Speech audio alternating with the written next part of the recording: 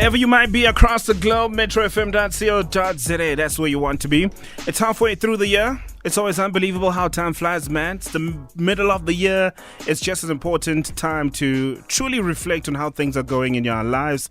Also just reflect on your career, what you want to prioritize for the rest of the year. Is it your health? Is it work? Is it family? Whatever it may be, it's important to reflect at this moment. 100%. And it may feel hard to create time and space for reflection, but that actually makes it even more important so that you can identify where to focus and then how to regroup. And this morning we are joined by executive and business coach, consultant, keynote speaker and social entrepreneur Kefilwe to help us have this chat this morning. Good morning, Kefilwe. Good morning. Good morning.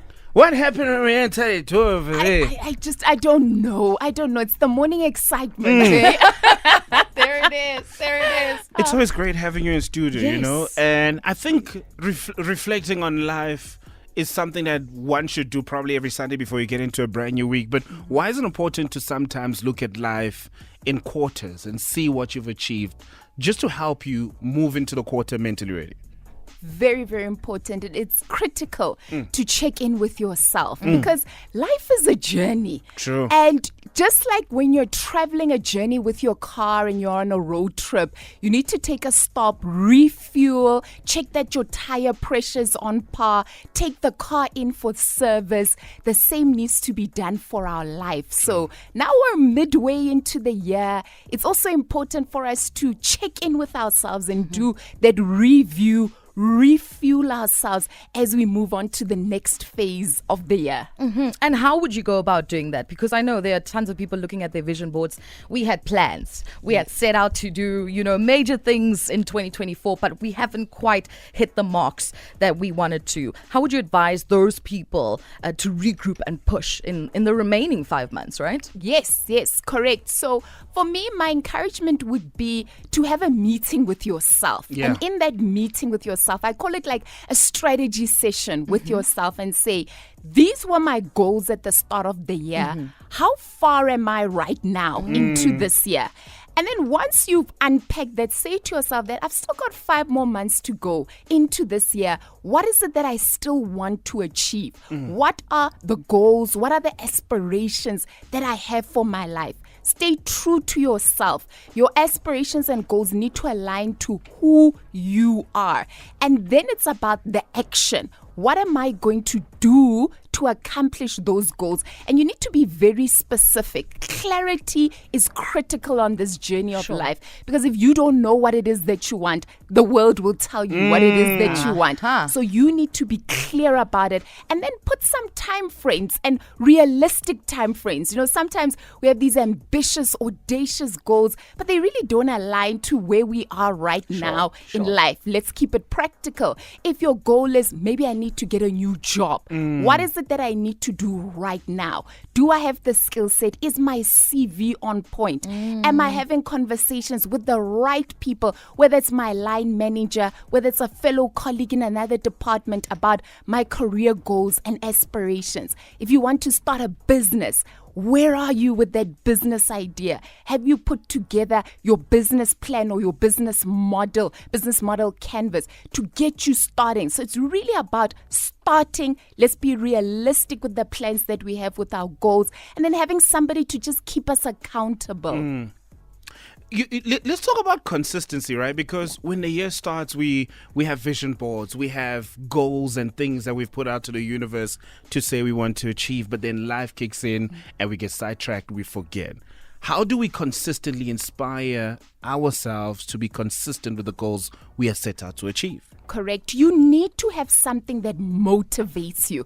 With all the clients I work with, I always say to them, how badly do you want it? And how badly you want it will determine how much you show up for it. Consistency is critical on this journey. Even in moments when you don't feel like getting up in the morning, you have to show up.